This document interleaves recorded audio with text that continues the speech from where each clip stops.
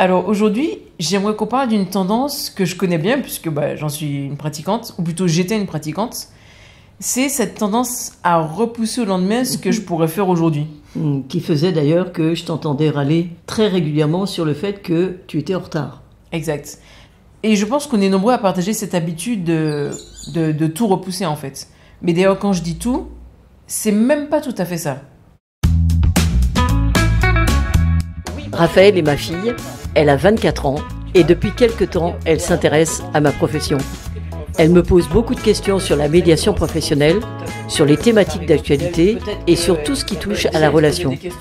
J'ai eu envie de vous partager nos échanges. Voilà. Est-ce que je suis assez motivée pour le faire ou pas? Je dirais que lui dire merci, c'est le minimum. Donc, on va parler de la procrastination. Ouais. Et c'est intéressant de voir qu'il y a des tâches, tu vois, que tu ne repousses pas. Tout à l'heure, tu disais que cette habitude de tout repousser, mais non. Tu te rends compte que c'est pas tout que tu vas remettre à plus tard. Oui, c'est vrai qu'il y a des choses que je fais sans jamais les repousser. Si je pense par exemple... Au sport. Ouais, exactement, le sport. Ben là, je suis super organisée. Je vais préparer ma tenue, je vais faire mon sac, je vais préparer mon repas. Tout est millimétré, surtout pour un week-end de compétition, par exemple. Donc, je sais que je n'oublie rien parce que j'anticipe tout. Et tu arrives même en avance. Exact. Donc, en fait, là, ce que tu es en train de dire, c'est que quand il s'agit de quelque chose qui te plaît ou qui te motive, eh bien, tu ne procrastines pas. Ouais. Et en fait, c'est intéressant de regarder le mécanisme qui était en place, puisque tu l'as dit, maintenant tu procrastines de moins en moins. Et ce que tu as fait pour arriver à enrayer ce mécanisme de procrastination. Et peut-être que tu pourrais donner des exemples de tâches où tu avais tendance à repousser à plus tard. Ben, très concrètement, c'était tout ce qui est administratif, par exemple.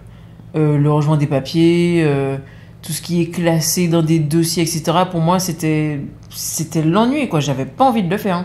D'ailleurs, je le faisais même pas. Ce qui fait que les papiers, ils s'empilaient sur mon bureau. Et à chaque fois que je devais chercher un document, ben, évidemment, je le trouvais jamais. Ou en tout cas, pas rapidement. Et ça va jusqu'à même des projets vidéo à monter. C'est-à-dire que si j'ai pas de date butoir, je laissais traîner jusqu'à ce qu'on me demande de rendre le projet. Et c'est là que je me mettais à travailler dessus toute la nuit. Et évidemment, en râlant contre moi-même, en me disant, oh là là, si j'avais su, j'aurais commencé plus tôt. Et même si je repense à mes études, je faisais tout au dernier moment. Alors bon, parfois je savais anticiper, mais c'est vrai que la plupart du temps, c'était surtout du stress de dernière minute. Mais alors bon, je t'ai vu beaucoup procrastiner et râler justement aussi par rapport à ça, stresser aussi par rapport à ça. Ouais.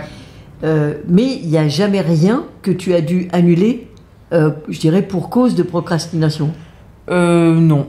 Non, même si c'était parfois très serré, je pense que j'ai jamais annulé quoi que ce soit. Mais en fait, il fallait quand même que les choses changent parce que c'était tellement générateur de stress. Je pense par exemple à une nuit entière où j'ai dû faire un montage vidéo que j'aurais pu faire avant. Et en fait, cette situation, elle m'a vraiment pas été agréable parce qu'à la fin, je suis pas contente de moi. Et finalement, je remarque que ça touche à l'image même que j'ai de moi. Et ça, je sais que c'est quelque chose qui peut se travailler. Parce qu'en fait, c'est en lien avec la relation que j'entretiens avec moi-même. Ouais. En tout cas, ce que tu as pu observer, c'est que pour toi, la procrastination, elle se manifeste la plupart du temps sur des tâches qui soit te paraissaient ennuyeuses, soit trop complexes ou pas claires.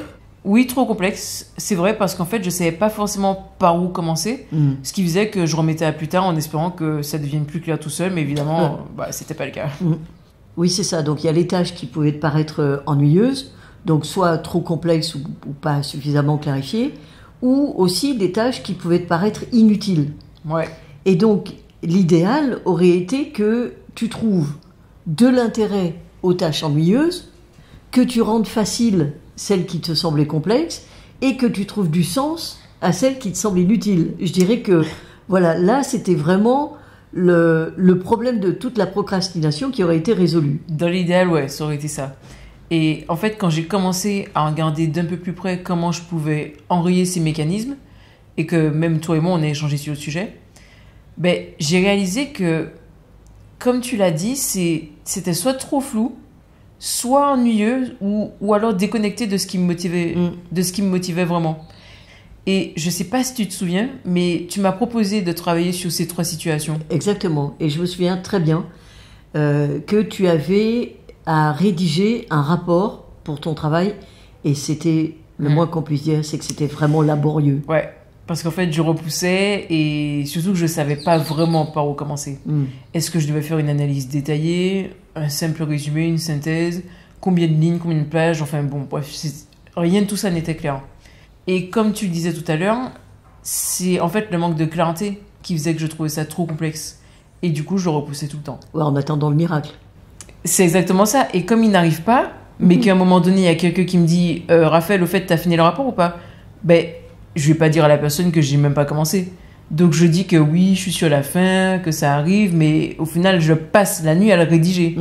Et finalement, je constate que les obstacles, je les ai surmontés dans le stress, mais je les ai surmontés quand même.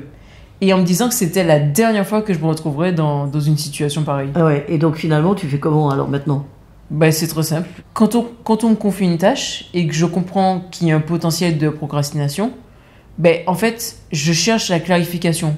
Soit auprès de la personne qui me confie la mission, soit auprès d'une ressource qui va m'expliquer les attentes précises.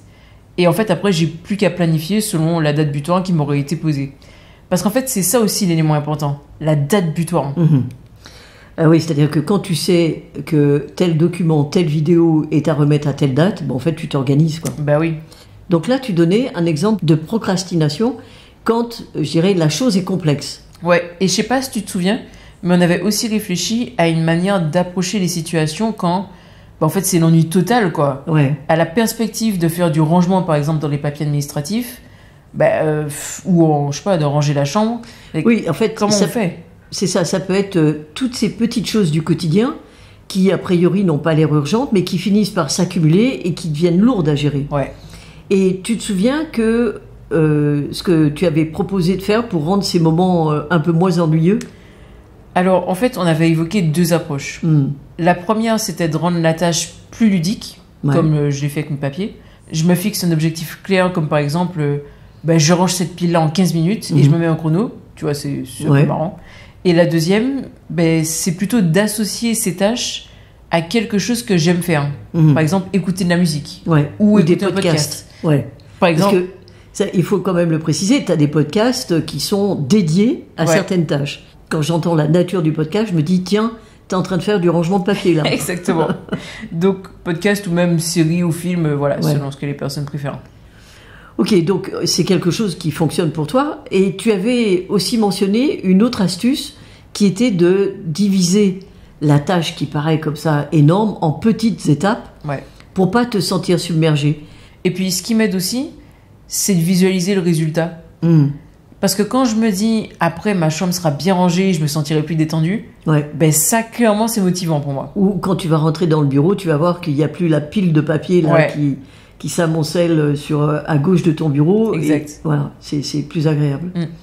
Donc, c'est en fait se projeter dans le bénéfice que ça va apporter, quoi. C'est une manière de trouver, je dirais, l'énergie pour se lancer. Et puis, ça marche pour tous les autres types de tâches que j'ai envie de qualifier d'ennuyeuses. Oui, c'est ça. Et surtout que je réalise que c'est souvent la première étape qui est la plus dure. C'est-à-dire qu'une fois que je suis dedans, je finis par avancer sans même y penser. Et ce que nous disions également tout à l'heure, c'est qu'il y a des situations dans lesquelles nous procrastinons quand nous ne voyons pas le sens de ce que nous sommes en train de faire. Et je me souviens particulièrement d'un dossier que je devais préparer, un dossier d'analyse pour un projet de groupe. Exactement. Ça, c'était à la fac. Je me rappelle de ça, vraiment tu traînais pour t'y mettre. C'était pas facile parce que t'en voyais pas l'objectif, t'en voyais pas le sens. Oui, c'est ça, et je voyais surtout pas pourquoi c'était nécessaire en fait. Parce qu'on avait déjà présenté nos idées à l'oral et pour moi c'était suffisant. Donc je me disais, à quoi bon écrire tout ça en détail si tout le monde est déjà d'accord en fait. Et en fait, t'en as parlé à quelqu'un de l'équipe et qui t'a fait changer d'avis parce que ça t'a donné du sens. Parce qu'en fait, elle m'a expliqué que ce dossier-là, il servirait de base pour la suite du projet. Surtout, en fait, pour les nouveaux membres qui allaient rejoindre l'équipe plus tard. Et ça permettrait de structurer les prochaines étapes et éviter qu'on perde du temps à tout réexpliquer. C'est ça. Et ce que tu dis là, c'est qu'une fois que tu as vu le sens derrière cette tâche, ça a changé ta manière de l'aborder, ça t'a motivé pour pouvoir le faire. C'est exactement ça. En fait, j'ai juste arrêté de l'apercevoir comme une formalité inutile et j'ai compris qu'elle jouait un rôle vraiment important dans la réussite collective. Et clairement, c'était motivant à bien la faire. Mais j'ai même pris du plaisir à organiser mes idées clairement. Ouais.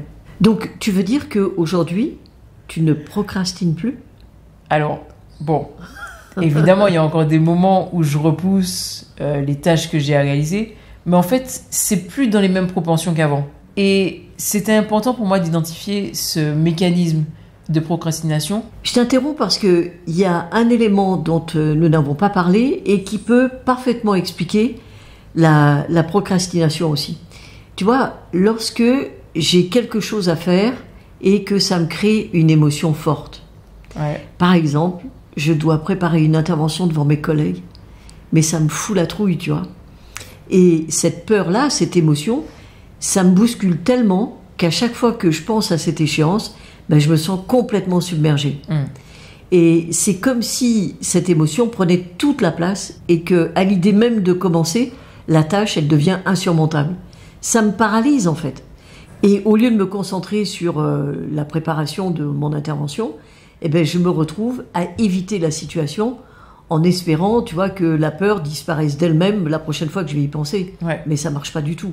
En fait, c'est comme si, face à cette émotion, on n'arrive plus à voir la tâche de manière rationnelle. Ouais. Comme si ça devenait une montagne qu'on n'ose même pas commencer à gravir. Et en plus, je trouve que quand on remet tout ça plus tard, on finit par se culpabiliser. Ouais. Ce qui crée encore plus de stress. Et tout ça, c'est vraiment un enchevêtrement de pensées et de sentiments qui nous éloignent de l'action initiale. Exactement. Et c'est pour ça que c'est important de prendre du recul et de se demander ce qui nous bloque vraiment, tu vois. Est-ce que c'est la tâche en elle-même? Est-ce que c'est cette émotion qui la rend insurmontable? Parfois, simplement nommer cette émotion peut déjà alléger le poids qu'on lui accorde. Et tu vois, je voudrais rajouter quelque chose, c'est à ce moment-là, quand on a fait vraiment le clair sur la situation telle qu'elle est, peut-être qu'on va avoir besoin d'acquérir une compétence pour pouvoir faire ce qu'il y a à faire, parce que peut-être que la peur vient aussi du fait que je crains de ne pas être à la hauteur parce que je ne sais pas faire telle ou telle chose. Ouais. Donc il y a peut-être un apport en compétences à faire, enfin donc en savoir-faire, peut-être en savoir-être, en savoir, etc. Mais ça, je ne pourrai faire ce bilan qu'une fois que j'aurai fait le point sur l'émotion qui m'envahit. Tout ça pour dire que la procrastination, c'est pas du tout une fatalité. Oui. En ce qui me concerne, moi, ça me donnait un sentiment de frustration, voire même d'échec. C'est-à-dire que j'avais pas forcément de prise sur moi et ça, c'était désagréable à vivre. Oui. Maintenant, je me sens plus sereine. Au lieu d'attendre la dernière minute et de me stresser, je m'organise. Je me prépare et en fait, j'anticipe. Et ça, c'est très, très plaisant.